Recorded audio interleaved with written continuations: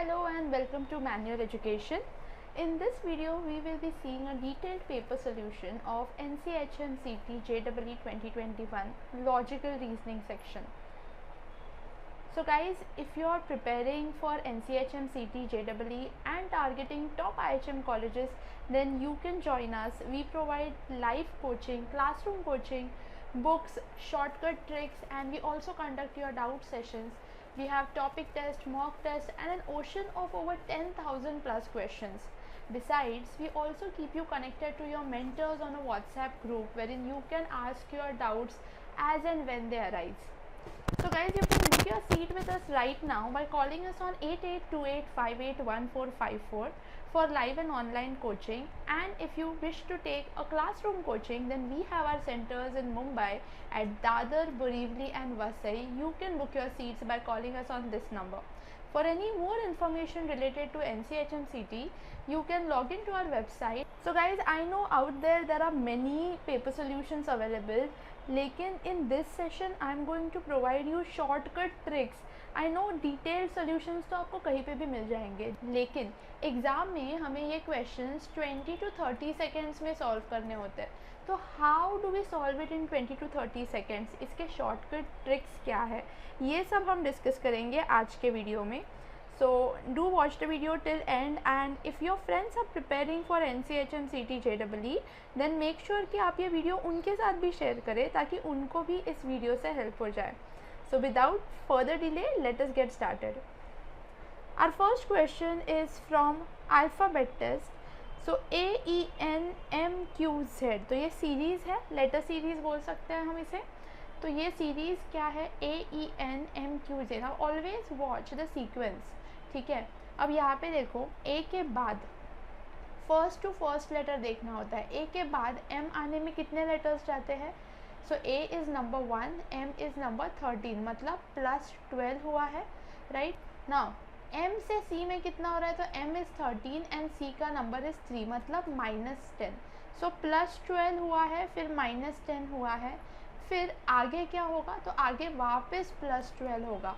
सो सी is 3 +12 कितना होता है, 12, 13, 14, 15. तो 15th नंबर पे कौन सा लेटर आता है, एम अगर 13 है, JKLMNO, तो हमारा ओ लेटर 15th पे आता है. सो हमारा option C and B eliminate हो गया. एलिमिनेशन की टेक्निक गाइज हमें ऑलवेज यूज़ करनी है, डोंट हेल्प अस. ओके, फिर ये हो गया about the first letter. Now I write here for your reference. Okay, CGP. अभी सेकेंड लेटर को हम टारगेट करेंगे. तो E से लेके Q तक कितना डिफरेंस है. Again E is 5 and Q is 17, so it is a difference of 12 again. And Q से लेके G तक Q is 17 and G is 7, सो -10. ये नंबर्स क्या है मैम, तो ये नंबर्स इनकी प्लेस वैल्यू है. मतलब अगर आपको ये प्लेस वैल्यू लर्न नहीं है तो आप वैसे तो फिंगर्स पे भी काउंट कर सकते हैं, ई के बाद FGHIJKL, but that will become very much टायरसम and इतना तो समय भी नहीं होता ना हमारे पास एग्ज़ाम में. सो इट्स ऑलवेज बेटर कि आप उनकी 1 to 26 that is A to Z की प्लेस वैल्यू लर्न कर लो. फिर देखो नंबर्स में ऐसे सॉल्व करने के लिए ईजी हो जाता है. सो +12 -10, सो अगेन अभी क्या होगा, +12. सो G इज़ 7, तो 7 + 12 कितना होगा, 19. 19 प्लेस वैल्यू पे कौन सा आता है, 17 पे Q. So PQRS, so second should be S. So it looks like A is our answer, but फिर भी हम थर्ड लेटर भी देख ही लेते हैं. अभी N से लेके Z तक, N की प्लेस वैल्यू है 14, Z की प्लेस वैल्यू है 26. सो अगेन +12 हो रहा है एंड यहाँ पे 6 आना चाहिए, 26. -10 मतलब P is 16th, yes P का प्लेस वैल्यू 16th है. तो अगेन हमें करना है +12. सो 16 + 12, सो 16 + 12, 6, 7, 8, 2. लेकिन 26th हमारा लास्ट लेटर रहता है विच इज़ Z. तो उसके बाद 27, 28 मतलब AB आ गया हमारा answer. So from this question हमें ये समझा कि अगर हम प्लेस वैल्यूज़ लर्न कर लेंगे हमें सॉल्व करने में आसानी होगी. सेकेंड क्वेश्चन पे जाते हैं. This is a letter series, तो आई राइट योर ताकि आपको थोड़ा ईजीली एक्सप्लेन कर पाऊँ. 48 क्वेश्चन मार्क 180. अभी ऐसे क्वेश्चंस आएंगे ना तो हमेशा पहले डिफरेंस देखना होता है. तो यहाँ पे देखिए 4 से इंक्रीज़ हुआ है, 14 से इंक्रीज़ हुआ है, 18, 28, 38, 48, so 30. Okay, that is all we have. यहाँ पे 4, 14 और 30 से मुझे ना कुछ भी समझ में नहीं आ रहा है. It makes no sense. तो मैं और फर्दर इनका डिफरेंस क्या आता है वो देखूँगी. सो यहाँ पे 10 से इंक्रीज़ हुआ है एंड यहाँ पे 16 से इंक्रीज़ हुआ है. फिर भी कुछ समझ में नहीं आ रहा. सो लेट्स सी, अगर ये 6 है तो आई विल ट्राई कि अगर ये भी 6 होगा तो कितना होगा. 16 प्लस 6 यहाँ पे 22 एंड 30 प्लस 22 आ जाएगा 52. तो 48 प्लस 52 आएगा 100. है ऑप्शंस में 100? हाँ है, बट सिर्फ इतने से इंफॉर्मेशन से हम यहाँ पे आंसर नहीं देंगे. What we will do is हम वेरीफाई करेंगे, इसलिए हमारे पास 180 रुका है ना. सो लेट्स सी, अगर 22 में हमने 6 ऐड किया तो 28 प्लस 52 आएगा 80. देखिए 100 प्लस 80 180 आ रहा है, वेरीफाई हो गया. So the answer is D. So just because एक, दिस इज़ लाइक डिफरेंस का difference.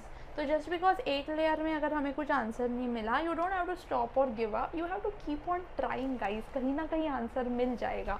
Okay, next, apes is gibber. Now what is apes is to gibber. Apes जो साउंड करते हैं ना उसे गिब्बरिंग बोलते हैं. तो अगर एप्स का साउंड को गिब्बर बोलते हैं तो कैमल्स का साउंड को हम क्या बोलते हैं, ग्रंट. ओके, सो आप कमेंट सेक्शन में मुझे बताइए कि ब्लीट कौन सा एनिमल करता है. Okay, next is TSR is to FET. देखो हमेशा ना इन सिम्बल्स को अच्छी तरीके से देखना. ये सिम्बल्स आपको बताते हैं कि यहाँ पे एनालॉजी चल रही है. इसका मतलब ये है कि इन दोनों में जो रिलेशन होगा वही इन दोनों में होगा. तो पहले मुझे इन दोनों का रिलेशन देखना है ताकि मैं जान पाऊँ कि नेक्स्ट दो लोगों का रिलेशन क्या है. तो देखो T -1 S -1, तो -1 हो रहा है. ओके, तो FED में भी सेम हो रहा है क्या. हाँ, मतलब एक एक लेटर पीछे जा रहे हैं, राइट. सो वैसे ही देखते हैं इसमें क्या है. इसमें भी -1 है, तो इनमें से किस में -1 है. देखो यहाँ पे तो C के बाद A में -2 हो रहा है तो ये कैंसिल. M के बाद L में -1 हो रहा है क्योंकि M के पहले L आता है, राइट. या फिर आप ऐसे भी देख सकते हो, उल्टा पढ़ना है. PQRST DEF UVW, सो KLM, तो ये करेक्ट है. बाकी देखो PQRST तो ये गलत, ABCDEFGH तो ये भी गलत. तो जस्ट सिंपल उन वहाँ पे जो एनालॉजी चल रही थी आपको सेम एनालॉजी आगे भी चलानी है. Moving ahead with 7:32. अभी यहाँ पे भी एनालॉजी है, तो 7 और 32 का क्या लेना देना है. तो मुझे ना इतना पता है कि 7 के टेबल में जो 28 आता है ना उसके आसपास ये 32 आता है. तो 7 4s are 28 प्लस 4 32. तो वैसे ही अगर मैं 28 4s करूँ तो कितना आएगा. 8 4s are 32, 3 caret, 4 2s are 8, 9 10 11, 112 plus 4 will be 116. है हमारे पास 116 आंसर. बिल्कुल, that is our answer. Next, this is abstract reasoning. हमें ध्यान से फिगर को देखना है और समझना है कि ये जो फिगर है ये कौन से ऑप्शन में है. तो देखिए, ये हम बचपन में मिकी माउस वाले इस पे देखते थे ना, फिट करना होता है बस आपको यहाँ पे. तो ये कहाँ पे फिट होगा, देखिए अच्छी तरीके से देखिए. यस, बी में फिट होगा. देखो ऐसे,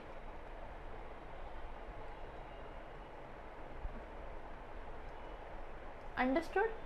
जानबूझ के अंदर और भी चीज़ें होगी लेकिन आपको सिर्फ ये ध्यान देना है कि यहाँ पे जितना दिया है ना ये वाला फिगर, ये सेम फिगर कहीं और है क्या. तो ये यहाँ पे है. सेम उतना ही छोटू नहीं रहेगा, छोटा होगा या बड़ा फिगर होगा, लेकिन सेम बन रहा है. तो that is the answer. Okay, all right. Now this question is about a Venn diagram. ठीक है, ये वेन डायग्राम्स है ना. So which of the following diagram best depicts the relationship among English, Latin and Greek? तो ना English, Latin और Greek ना ये 3 अलग लैंग्वेजेस है, ठीक है, दे आर डिफरेंट। ऑल्दो ये तो हमें लगता है कि यू नो वर्ड्स जो है वो डायरेक्टली लैटिन और ग्रीक से लिया इंग्लिश में, लेकिन लैंग्वेजेस तो तीनों एकदम ही डिफरेंट है। तो 3 डिफरेंट लैंग्वेजेस कहाँ पे दिखा रहे हैं, ये। सो ये हो गया English, Greek and Latin. And ये सब जो पिक्चर्स है वो ऐसा दिखा रहे हैं कि यू नो एक लैंग्वेज दूसरे लैंग्वेज से ली गई है, लेकिन ऐसा कुछ भी नहीं है। Okay, this is like mathematical. What will be the value of this? तो यहाँ पे ना हमें पहले तो साइन का मतलब समझना है। 4 asterisk 2 @3 इज इक्वल टू 6, ठीक है, इतना हम समझते हैं, ये इजी लग रहा है मुझे। 4 2 8, 8 माइनस 3 नहीं हो रहा है, तो मुझे ना यहाँ पे ही सब सिंबल्स डाल के देखने हैं, तब जाके कुछ मिलेगा, ठीक है। तो 4 2 8 इंटू 2 किया मैंने, वो रॉन्ग हो गया, ठीक है। ये सब क्विक करना है, ये सब मेंटली हमें फटाफट करना है, मैं आपको समझा रही हूँ इसलिए टाइम लगेगा। ओके चलो, 4 + 2, 4 + 2 इज 6, पर फिर 6 में हम क्या 3 करेंगे तो 6 आएगा, कुछ भी नहीं, तो रॉन्ग। 4 - 2 इज 2, 2 3s are 6, या फिर 4 divide by 2 is also 2 3s are 6। So asterisk जो है वो माइनस या डिवाइड हो सकता है, एंड @ तो मुझे मिल गया, @ 100% इंटू है। ये आपको समझा हमने कैसे किया। अब एस्ट्रिक एग्जैक्टली क्या है उसके लिए हमारे पास दूसरा भी एक सोल्यूशन है। सो 18 * 6 @ 4 इज इक्वल टू 2। मुझे पता है कि @ is multiplication, so what ever comes into 4 will B 2। तो अगर ये मुझे इंटू 4 लेके 12 देगा तो 3 आना चाहिए बेसिकली आंसर, राइट, क्योंकि 3 4s are 12, so 6 3s are 18 मिल गया, it is a divide, right, 6 3s are 18, so it is 18 divide by 6। Now अभी क्या, अभी कुछ नहीं, यहाँ पे हमें डालना है 24 एस्ट्रिक मतलब है डिवाइड 3 इंटू ओके सॉरी, यहाँ पे 7 आना है, 7 है, 7 इज इक्वल टू वॉट, तो into 7 is equal to what. अभी हमें बस ये सॉल्व करना है। सो 8 3s are 24 and 8 7s are 56, तो our answer is 56। Similar question यहाँ पे उन्होंने बोला है सिर्फ, this is like coding decoding, आपको उन्होंने कुछ 32 8 4 12 4 इक्वल टू, बीच के जो सिम्बल्स है ना वो हमें चेंज करने हैं, वो हमें उन्होंने जो बताया उस हिसाब से चेंज करने हैं। सो डिवाइड का मतलब है प्लस, तो यहाँ पे आएगा प्लस, माइनस का मतलब है डिवाइड। तो ये सीधा सीधा भी बोल सकते थे, लेकिन नहीं, इन्हें हमारा टाइम बर्बाद करना है, ठीक है। प्लस इज इनटू, ठीक है। अब बॉडमॉस रूल याद है आपको, ठीक है, bracket of division, 4 2s are 8, so 32 + 2 minus multiplication 12 4s are 48, right. अभी क्या आएगा, प्लस माइनस रहेगा तो पहले माइनस करने का और बड़े की साइन देने की, सो 48 - 2 विल बी 46, एंड अभी वापस माइनस की साइन आएगी क्योंकि बड़े वाले के पास माइनस की साइन है। 32 2 42 43 44 45 46, so it is 14 -14। Do we have answer? Yes. ये तो बहुत ही चिंदी था, इजंट इट? ये स्कूल के बच्चों को देते वो भी सॉल्व कर लेते। तो ऐसे कुछ आ जाते हैं क्वेश्चंस तो अच्छा लगता है, because then it is easy, हमें ईजिली मार्क्स मिल जाते हैं, isn't it? Okay, if carpet is coded as TCEAPR, देखो ये भी बहुत ईजी लग रहा है, सेम वर्ड्स है बस जंबल की है। आपको अगर दिखता है ना कि इसमें जो वर्ड्स है वही यहाँ पे है, तो इसका मतलब है कि सेम वर्ड्स है, बस इन्होंने जंबल अप कर दिया है। तो हम भी देखते हैं क्या जंबल किया।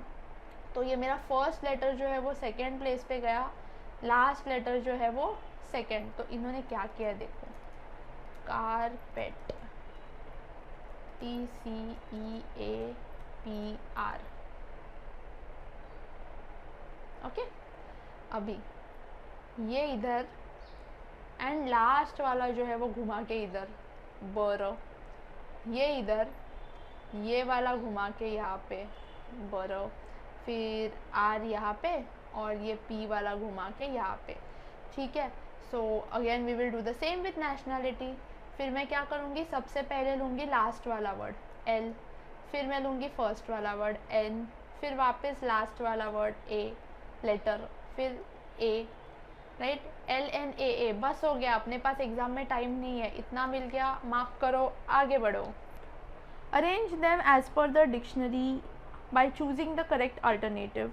तो यहाँ पे हमें देखना है कि डिक्शनरी के हिसाब से क्या करेक्ट आएगा। तो G R G R G R G R G R. So third letter देखते हैं, आई ओ ई ई ई। तो ई कॉमन है इसलिए फोर्थ लेटर ए ई। अरे बाप रे, ए ई। और ए का नेक्स्ट लेटर टी और ई, टी और ई। ओके, अभी ए बी सी डी में पहले सबसे क्या आएगा, ई के बाद आता है ए। सो ई के बाद ए यहाँ तक कॉमन आएगा, उसके बाद फर्स्ट आएगा ई। सो फोर्थ वाला हमारा फर्स्ट आएगा। एक ही ऑप्शन में 4 फर्स्ट है तो मार्क कर दीजिए, बट फॉर योर कन्वीनियंस मैं आपको समझा देती हूँ।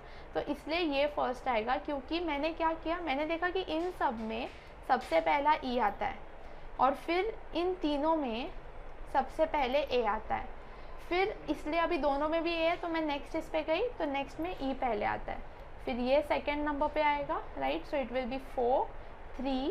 ओके, अब ऑब्वियसली ये ई, क्योंकि ये दो ख़त्म हो चुके हैं तो ये वाला ई विच इज़ 5। नाउ इन दोनों में पहले क्या आता है, आई या ओ। ऑब्वियसली आई पहले आता है ना, ओ बहुत बाद में आता है। सो 1 and 2, so 4 3 5 1 2 is your answer.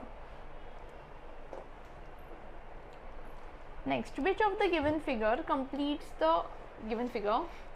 तो ये सिंपल सा है, आपको बस यहाँ पे ऐसे ऐसे और ऐसे जॉइन होने वाला फिगर देखना है। तो मुझे फिगर कैसा चाहिए, कुछ ऐसा और वो ऐसा स्क्वायर बन जाएगा एंड बीच में ऐसा। तो ये वाला फिगर कहाँ पे दिख रहा है आपको, ये, ठीक है। This is just a play of your eyes.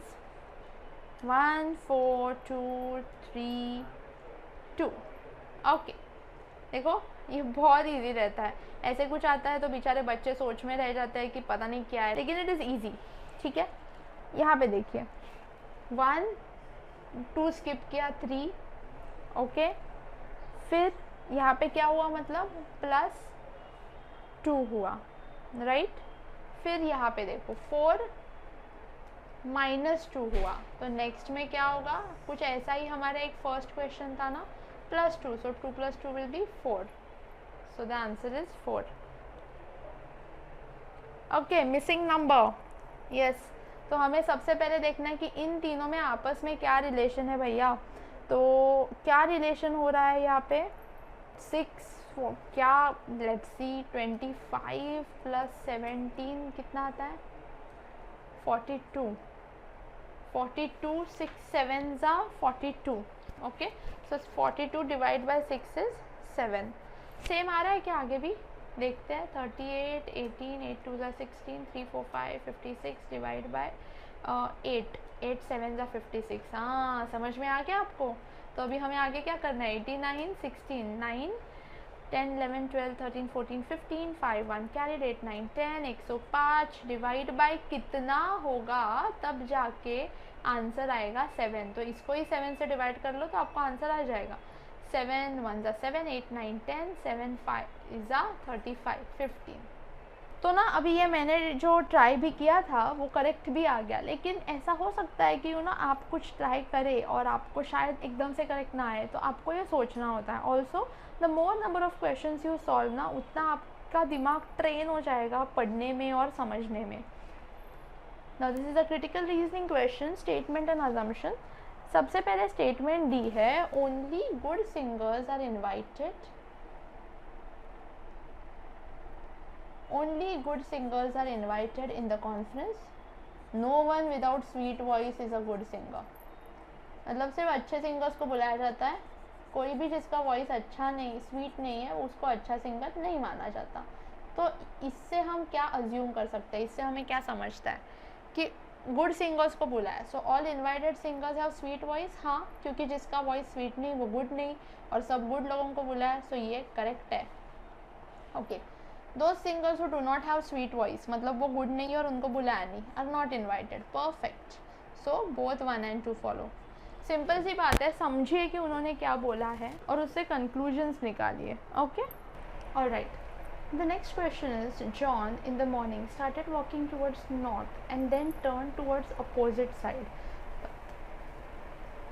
तो देखिए, मॉर्निंग में सन कहाँ से राइज होता है? Rises in the east, sets in the west. तो मॉर्निंग में सन यहाँ होगा और शैडो बंदे का यहाँ होगा, right. Started walking towards north, तो उसने नॉर्थ में चला वो. Then turn to the opposite side of sun, मतलब ये सन है तो जॉन कहाँ पे गया? इस साइड गया. Okay, opposite side of sun, not in the side of sun. He then turn left. अभी when he is facing this side, okay, always imagine अगर ये इस साइड फेस कर रहा है तो ये राइट, ये left. So he turned to his left and stops. So नीचे जाके he stops. Which direction is he facing now? देखो अभी वो यहाँ तक चले, यहाँ तक चले या यहाँ तक चले, डजेंट मैटर, लेकिन वो फेस कहाँ पे कर रहा है? इसको फेस कर रहा है. उसकी शक्ल यहाँ पे है, फेस कर रही है. तो this is what? South. So he is facing the south. Next question. 64 + 7 is 460. Of course 64 + 7 is not 460, right. तो इसमें हमें कुछ तो करना होगा, तब जाके वो 460 बनेगा. तो 64, अगर मुझे 460, देखो 460 is a very big number, अगर मुझे उसको 460 तक लेके जाना है तो मुझे मल्टीप्लिकेशन ही करना है. तो 7 4s are 28, 2 carat, 7 6s are 42, 43, 44. फिर भी 460 नहीं पहुँचा. 448, तो 448 + 12 इज़ 460. ओके, फिर नेक्स्ट क्या है? 25 + 8. तो again let's see, 25 8s are 8 5s are 40, 4 carried, 8 2s are 16, 17 18 19 20, 200 + 12. देखो आ गया 212. Yes yes.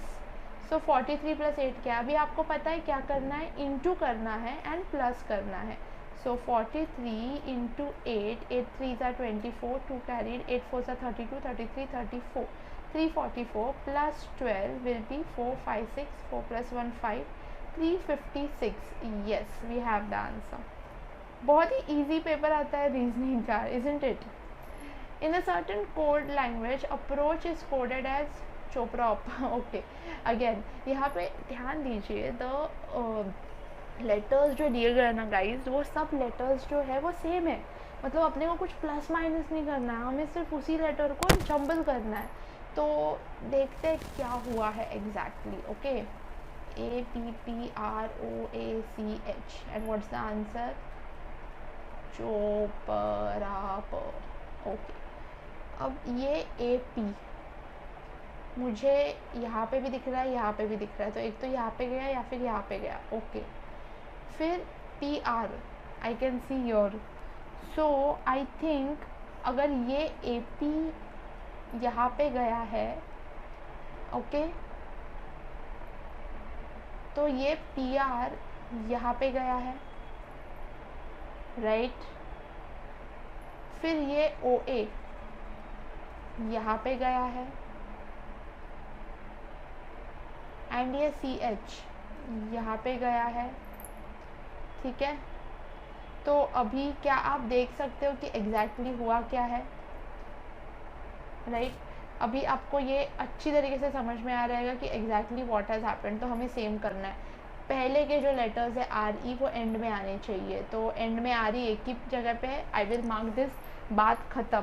आपके अंडरस्टैंडिंग के लिए मैं आपको बताती हूँ आंसर कैसे आएगा. ये RE एंड में जाएंगे, ठीक है. फिर उसके नेक्स्ट के ST उसके पहले आएंगे, फिर RI उसके पहले आएंगे एंड CT उसके पहले. CT RI आया, लेकिन एग्ज़ाम में इतना टाइम नहीं है, so we will do a quick approach.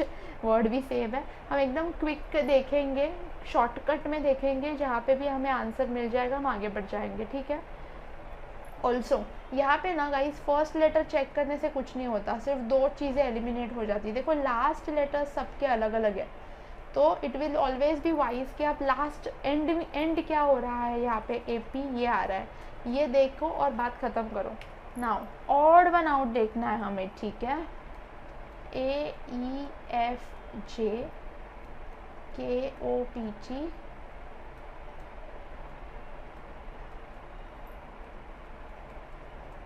Now A B C D E F G H I J K J K L M N O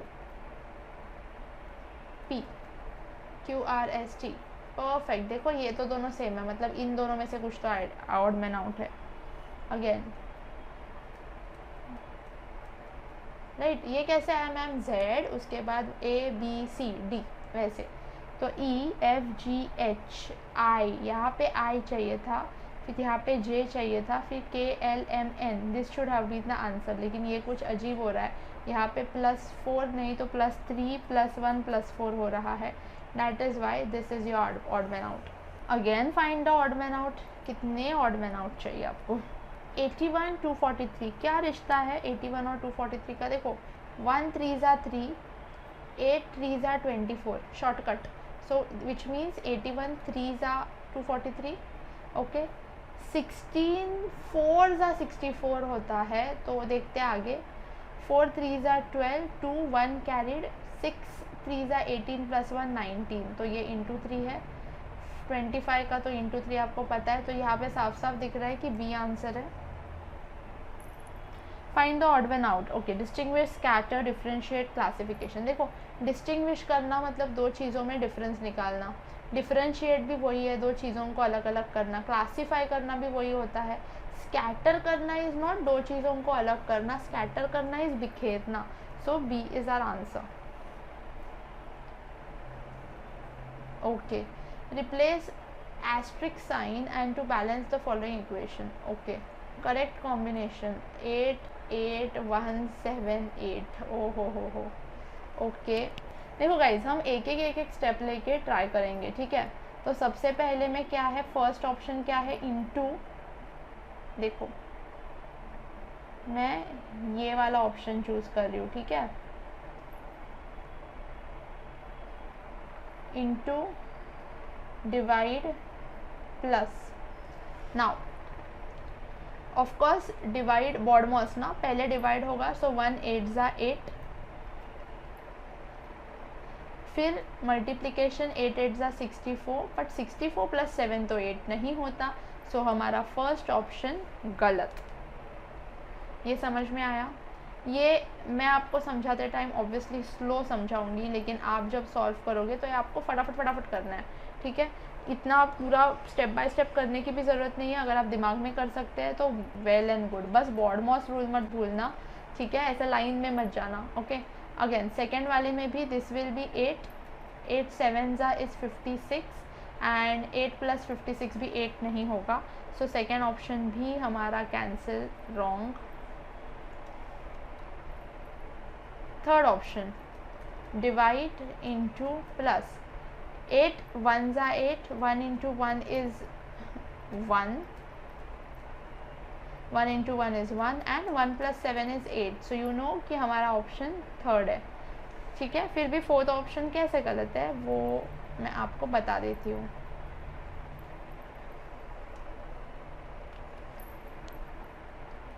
plus into divide, okay. यहाँ पे देखो 7 divided by 1, ठीक है, 1 7, ये तो ये division possible ही नहीं है, तो मैं इसे ऐसे ही 1/7 लेती हूँ। सो 8 × 8 प्लस, नाउ आगे जाते हैं, so this will be 8/7, so 8 + 8/7 will be 64/7, जो कहीं पे भी 8 के आसपास नहीं है। सो यू अंडरस्टूड हमें कैसे आंसर्स मिल गए।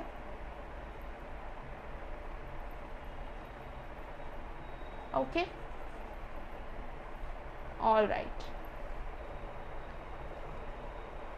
Next, Ritu is going northwards, she turns right. Okay, Ritu north की तरफ जा रही है, ये नॉर्थ है हमारी, शी टर्न्स राइट, तो ऐसे में ये राइट होगा, ये लेफ्ट होगा।